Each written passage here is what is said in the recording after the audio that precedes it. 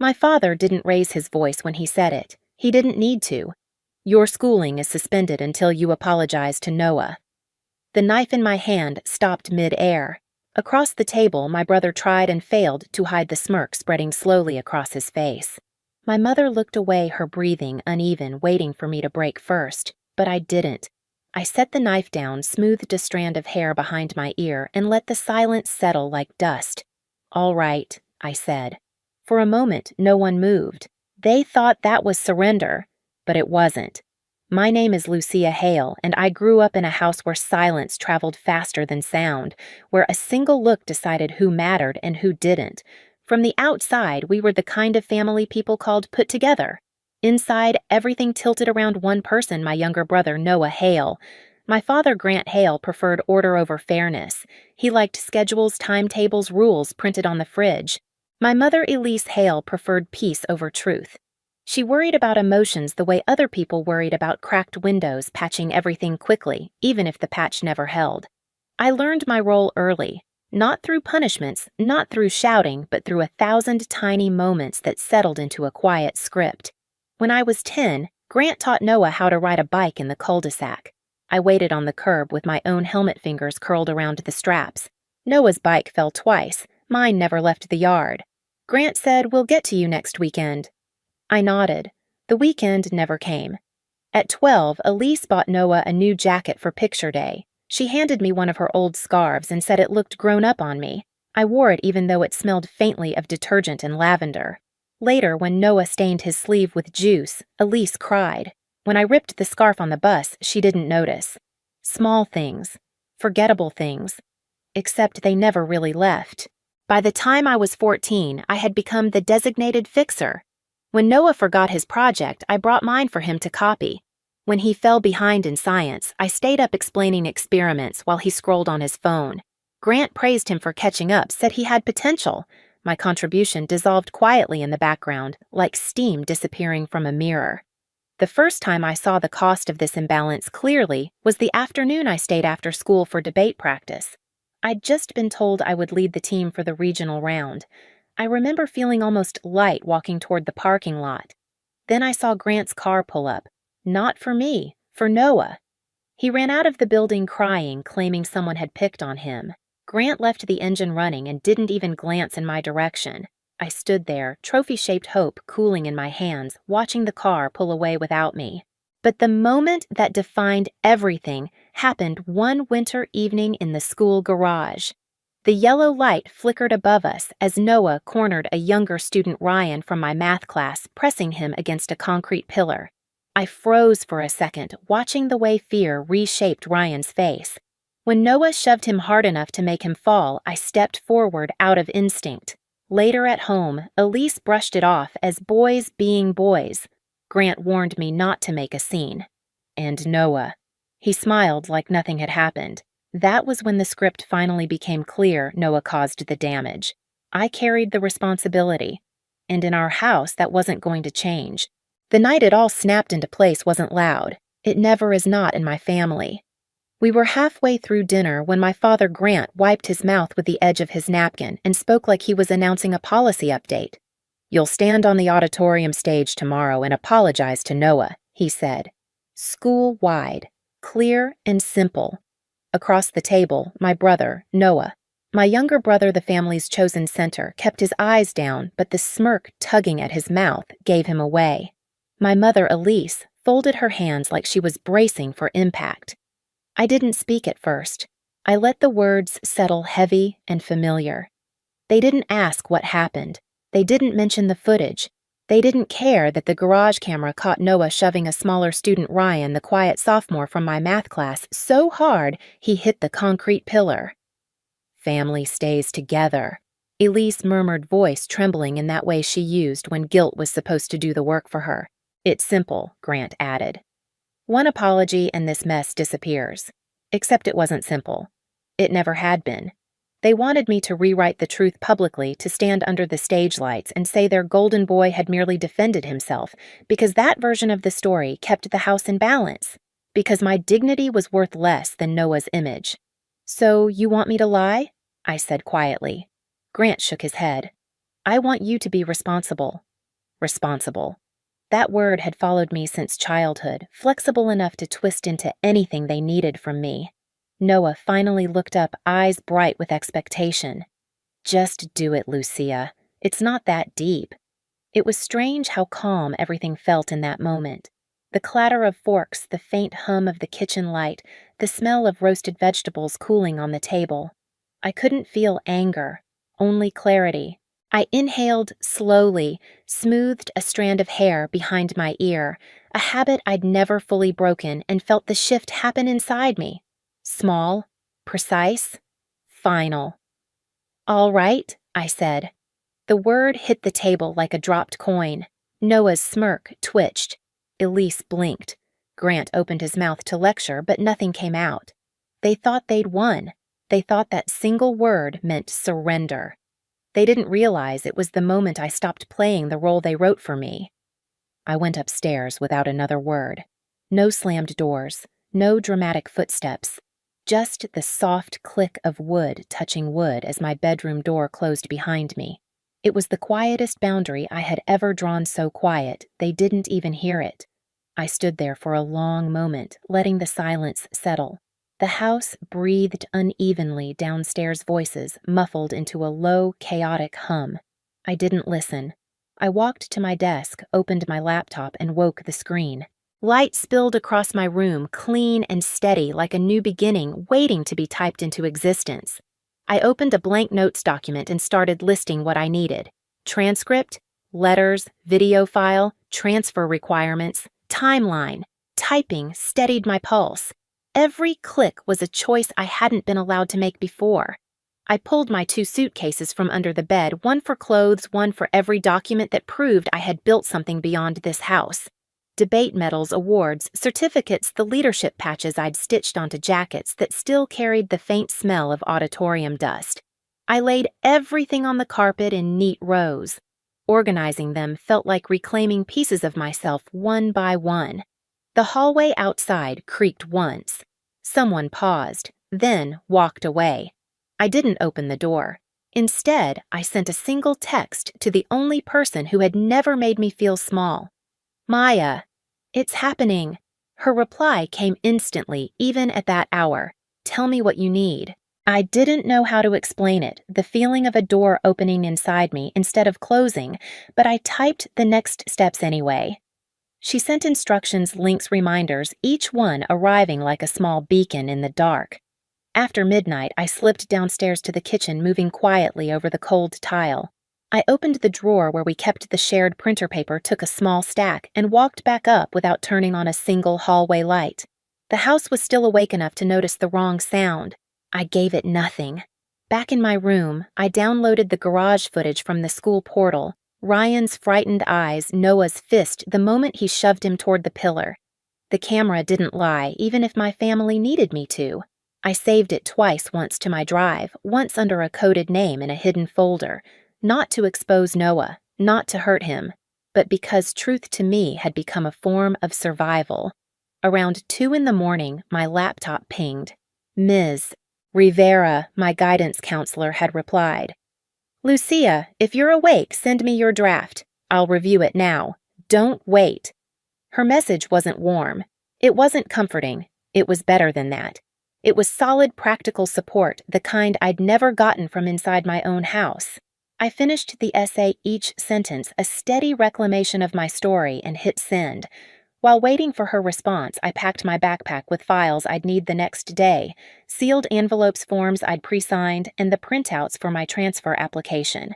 I checked them 3 times, tapping the corners to align them perfectly. Organization made everything feel containable. The clock read 2:43 a.m. My room felt cold, but in a way that sharpened my senses instead of numbing them. Then the reply came. "Looks excellent. I'll finalize the recommendation tonight. Stay focused. You're close." I exhaled. I hadn't realized I'd been holding my breath. By dawn, my room looked like an evidence board of my own future. 2 suitcases zipped and waiting, clothes folded, documents arranged in a precise grid across my desk.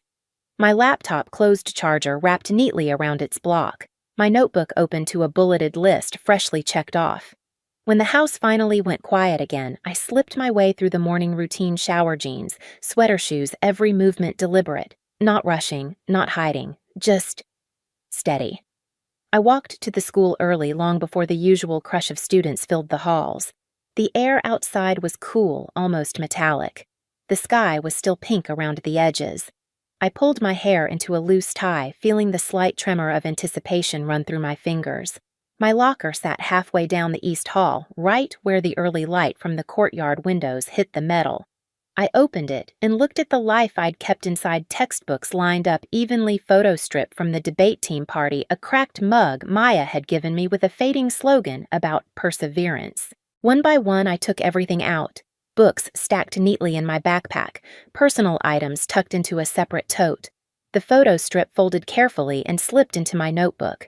When the locker was completely empty, the metal walls echoed softly like a breath released after being held too long.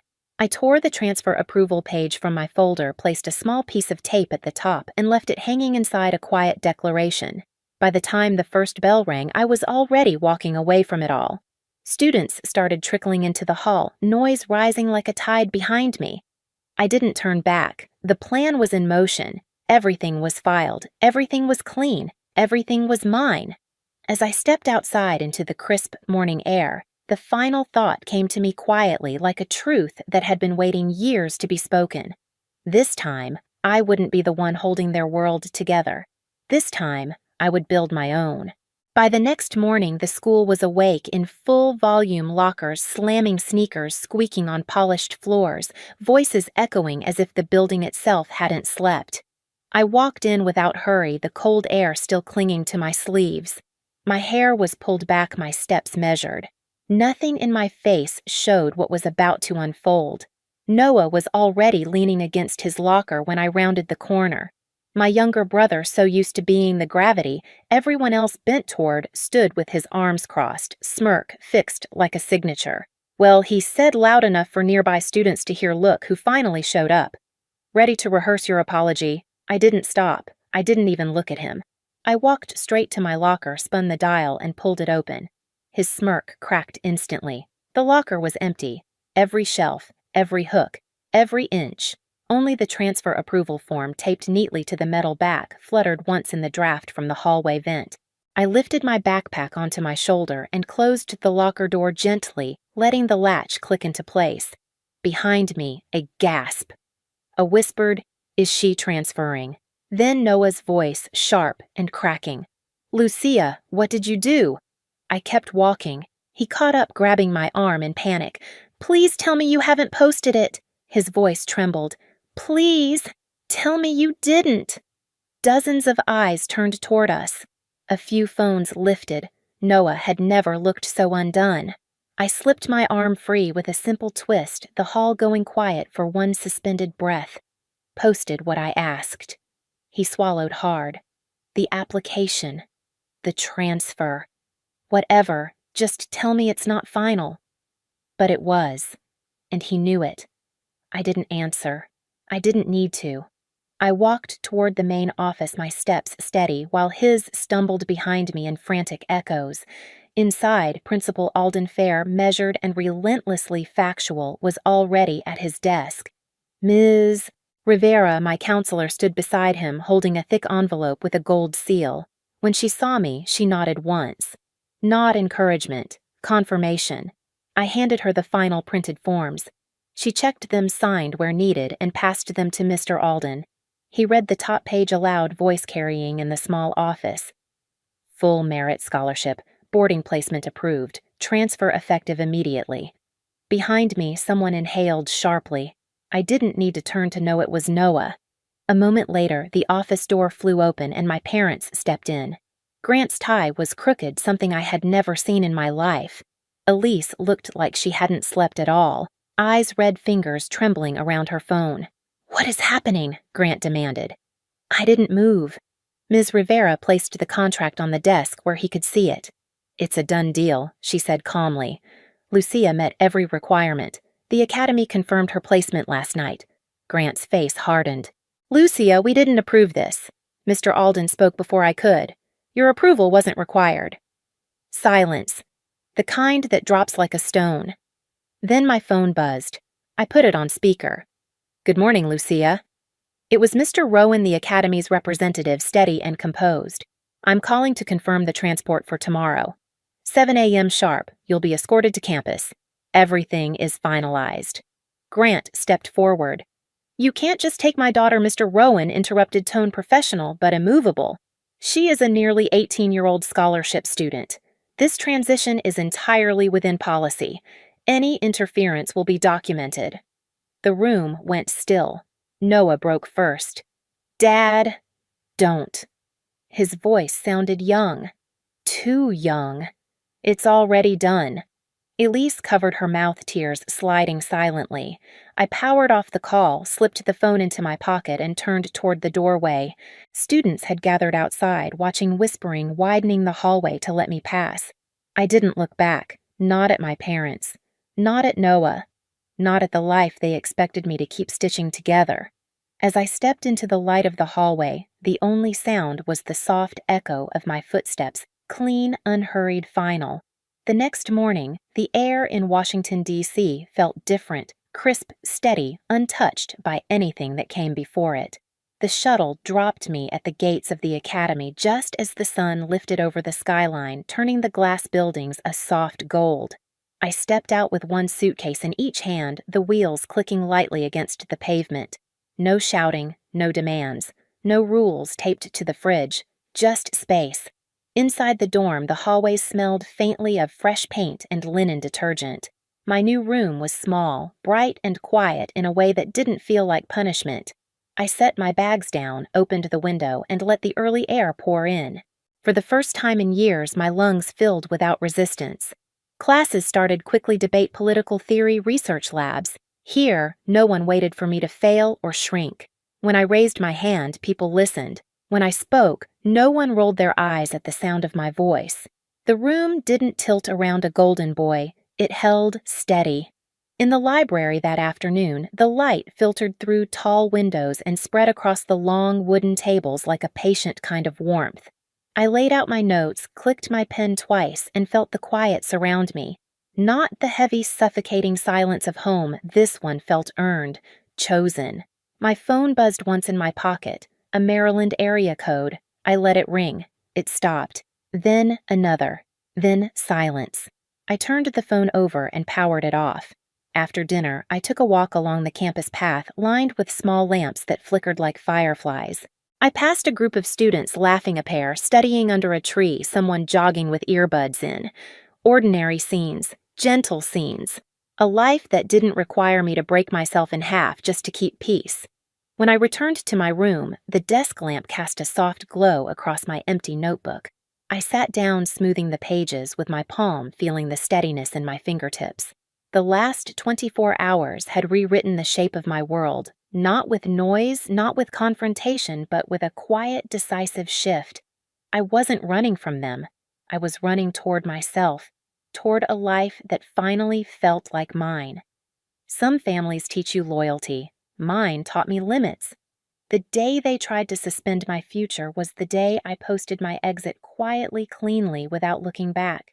Doors don't always close with slammed wood. Sometimes they close with a breath, a decision, a single step forward. And once they do, you learn that freedom doesn't make noise. If this story resonated with you, stay for the next one. There's more to tell.